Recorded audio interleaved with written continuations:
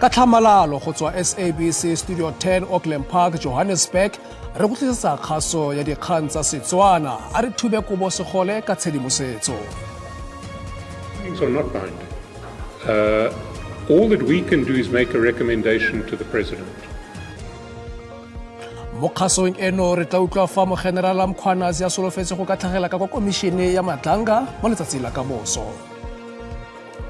I therefore order that witnesses' faces not be broadcast, and furthermore, that their names must not be disclosed.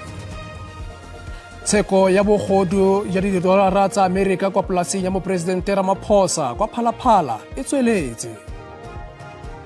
Last meeting there was a cut. There's still a bit of uncertainty around the target that you mentioned. The Reserve Bank saying that their preferred target is 3%. Banka ya Reserve ga e bona le tla fetola dielo fa itsisi tshwetso ya yona ya selo sa merokotso.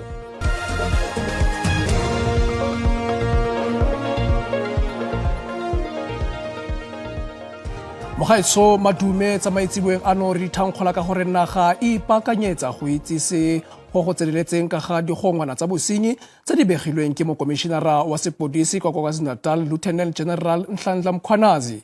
Mkhwanazi o tlile go ka tlhagela ka kwa komishene ya dipatlisiso tsa Matlanga ka moso fa e simolola.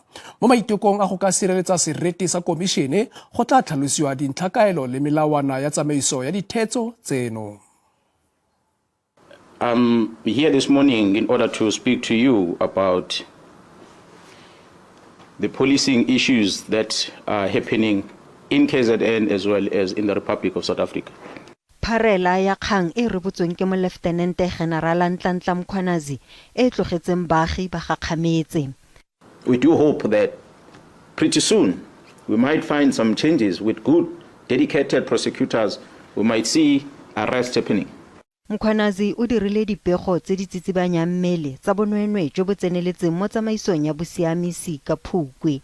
What is the constitutional mandate of the Minister of Police and what is the constitutional mandate of the South African Police Service? What is the Police Act saying about the powers of the Police Commissioner versus what the Minister of Police is supposed to do? There's a policy and there's operations.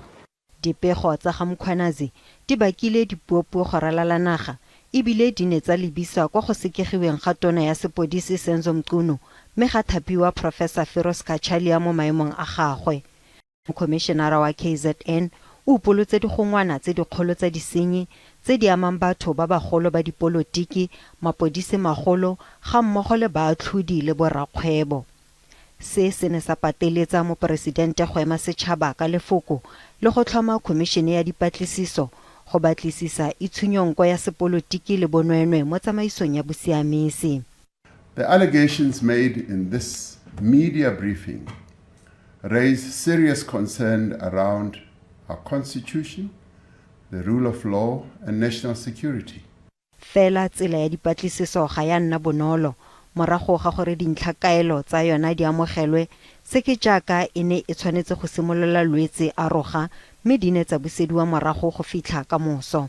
Komishene e solofetswe go konosetsa tiro mo dikgweding di le 6 le go rebola pegelo ya nakwana mo dikgweding di le 3. Ba bangwe ba batlhankedi bagolo ba sikegilwe go latela tiego eno.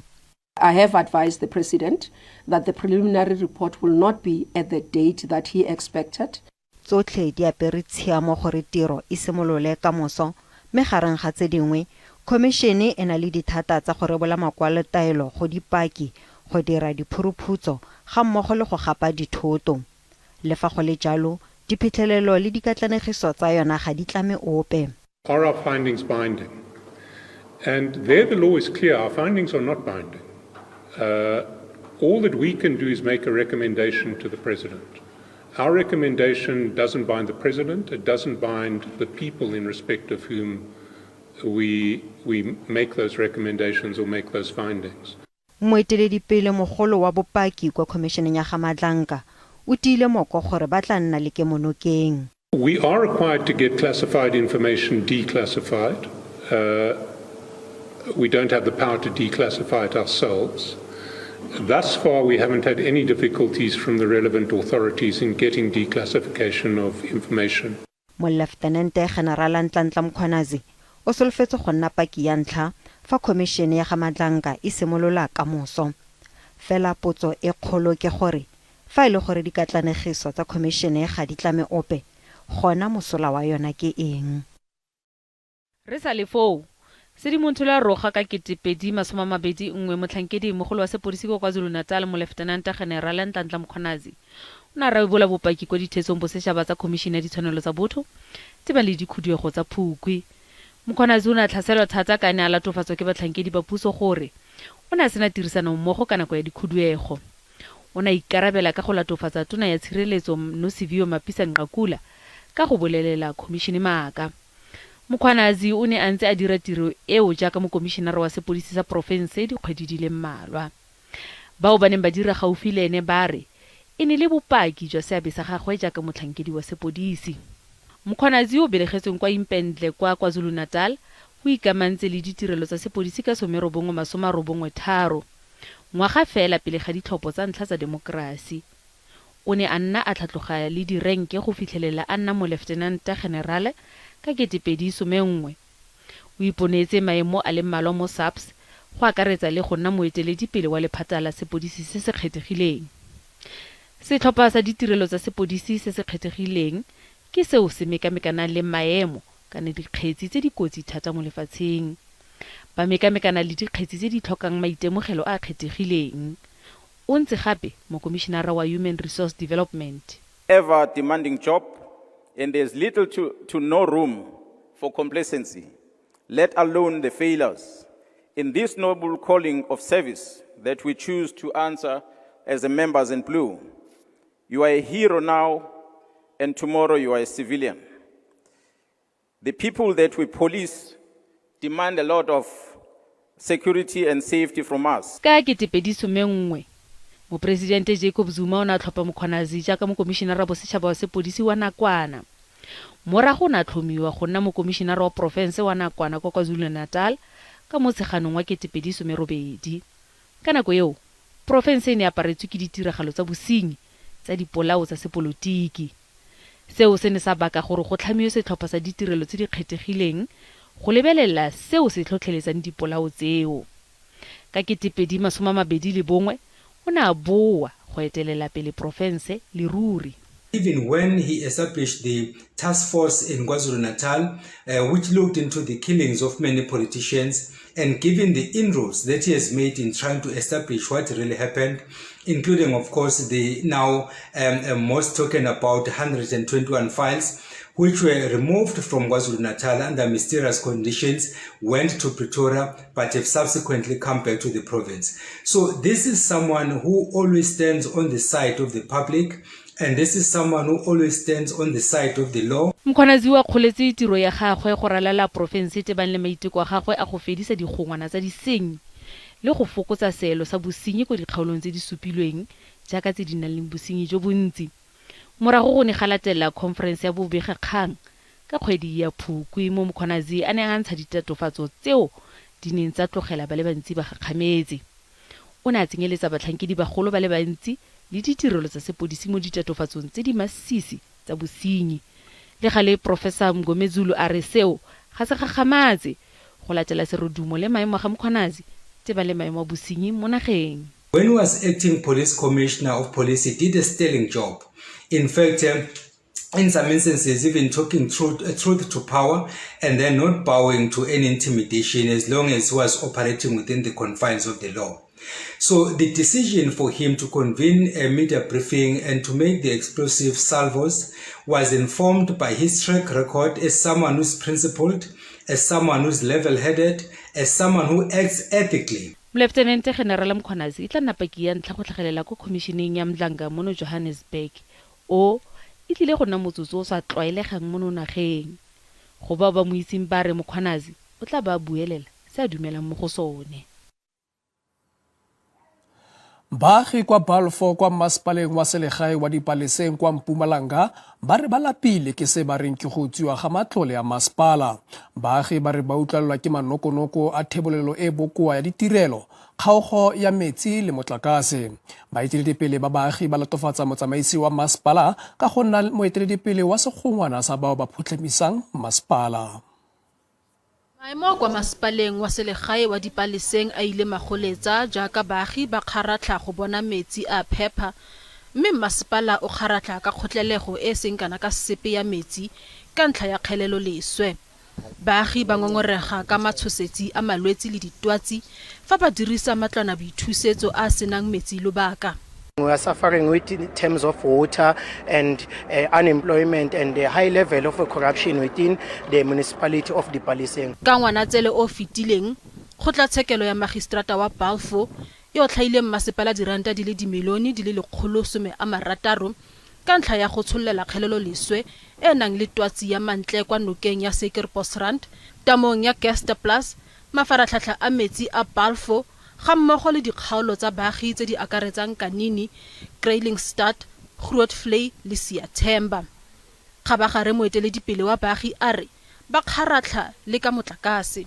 They use Ward 3 as an opportunity to loot the municipality, and each and every time when the municipality is about to be allocated a certain portion of amount of money, they always have issues in Ward 3. Ngomezulu o bega gore masepala o kolota Eskom diranta di feta dimilione di le 200 mme go na le gore o duele sekoloto seno o agile mafaratlhatlha a motlakase ntle le tetla ya Eskom mme ga a dire. 15 million rand was paid to contractors. The contractors were fully paid and investigation was done and nothing happened. Motsamaisi wa masepala o fetiseditse ba dikgang tsa rona tsa SABC go se bueledisa masepala gore a tsibogele magatwe a bonwenwe le bogodu le mororo a solofeditse go tsiboga pele ga Mantaga a khutla ga a ka dira jalo.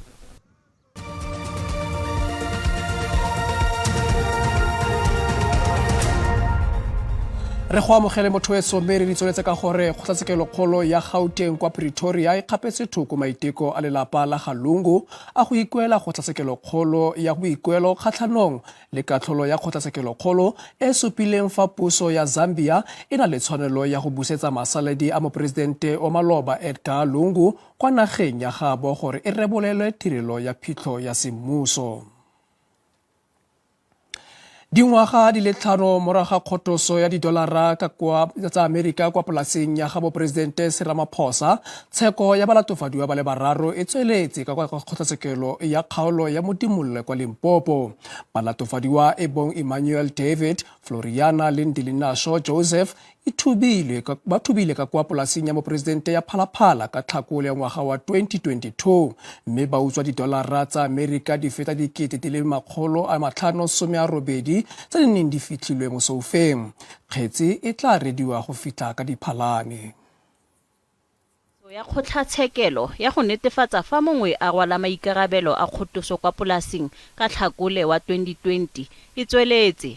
Ka 2022 mookamedi wa maloba wa lephata la botlhodi Arthur Fraser o tlhatlhetse kgetsi ya bosenyi kgatlhanong le mopresidente Cyril Ramaphosa a bega gore o bipa gore o khutusitswe. Ka nako eo mapodisa a ne a supa Emmanuela David jaaka morulaganyi wa kgotoso.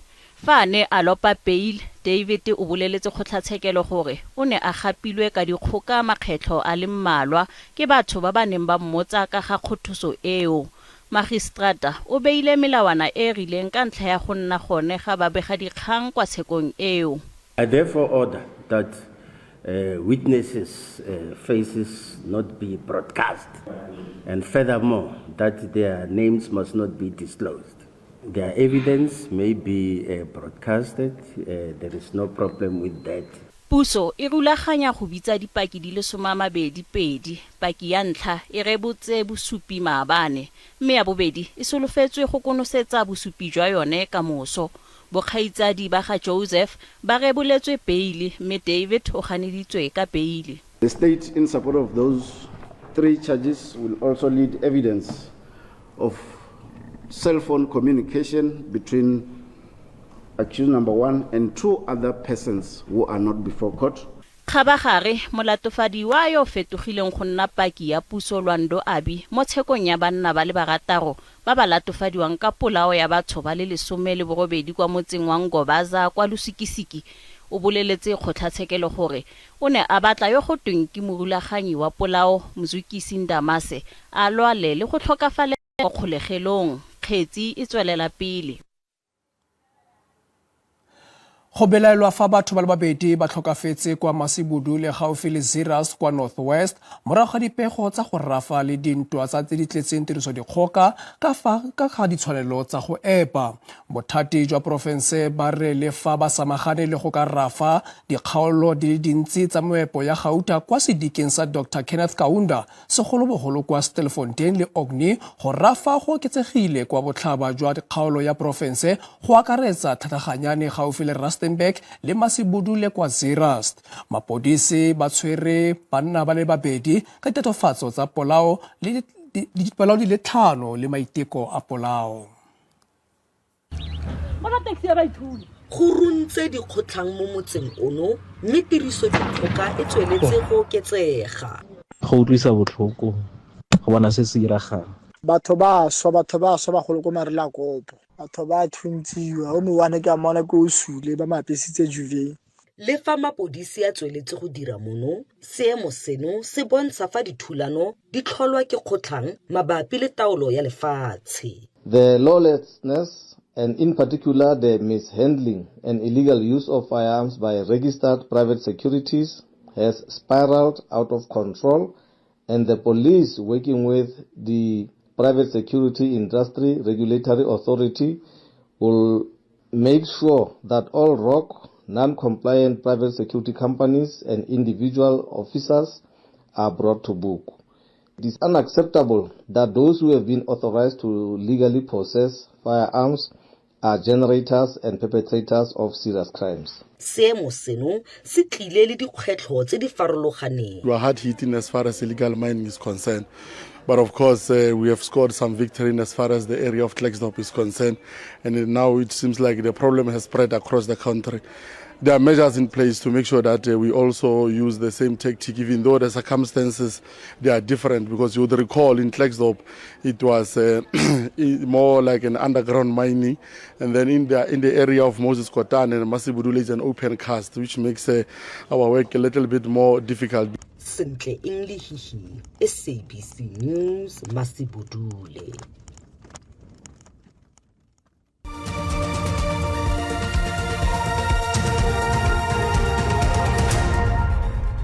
Re go amogele wetso mere di tsweletse ka gore banka ya Reserve ga e bona le e tla fetola dielo fa itsisi tshwetso ya yona ya seelo sa merokotso ka Labone. Le fa e sekaseka go fokotsa seelo pele ga ngwagao ya fifing, baitsanape ba ikonomi ba dumela gore seno se tla direga fela ka kopano ya komiti ya matlole ka Ngwanatsele. Banka ya Reserve e itsise ka kopano ya Phukwe gore e tla eletsa go bona fa inflation e le diperesente di le 3 go na le e le 4 le halofo. Seelo sa inflation sa Phukwe e ne le diperesente di le 3.5 se mo tekanyetsong ya seelo se se totilweng ke banka ya Reserve sa di le 3.6 mme se kwa godimo ga se se batliwang ke banka ya bogareng sa diperesente di le 3.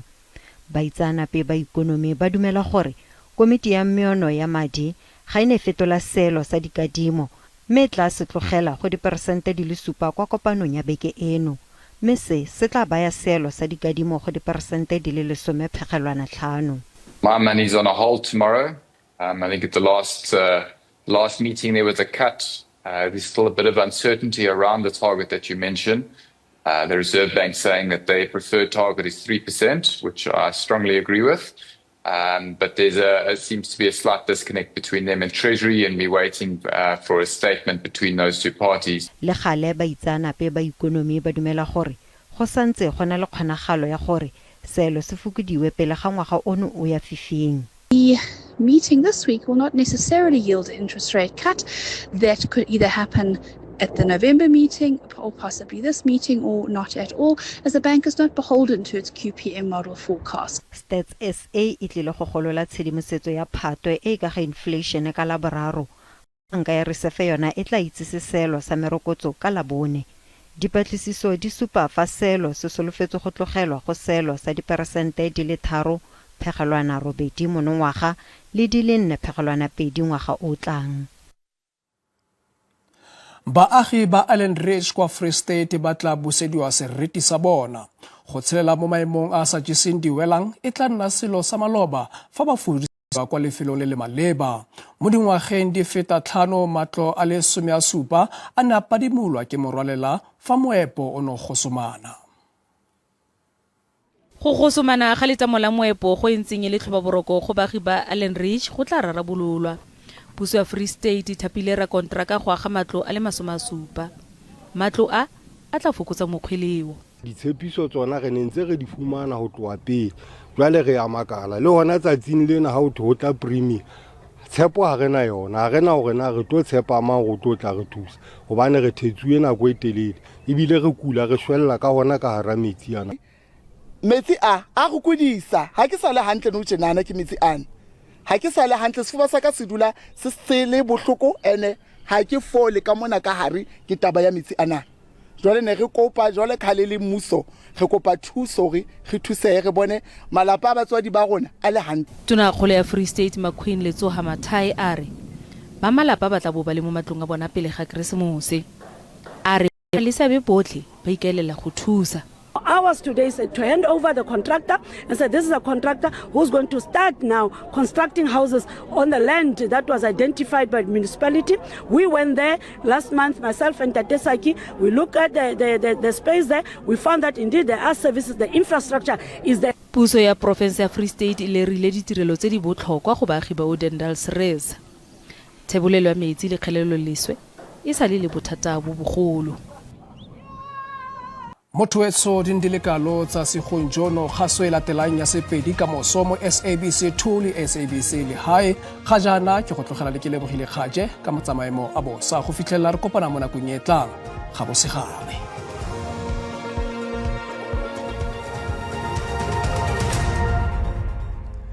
Tla ke go leboga ka tla go mo ga etsoma dumela re bone ponele pele maemo a bosa mo bosigong jo ga mmogo le motsatsing la ka moso go bantse fa go tla itemogela masarasara na pula ka diperesente di le 13 go tlhoka kwa province ya ka Western Cape go fihla ka province ya ka Eastern Cape re lebelle motsatsing la ka moso teng go tla itemogela masarasara na pula ka diperesente di le 13 ka kwa province ya ka KwaZulu-Natal. Me re tswele pele re lebelle mo bosigong jo gompieno ba ponele pele maemo a bosa ba tsebosa fa go tla nna le diphefo tse di matla ga mmogo le makhubu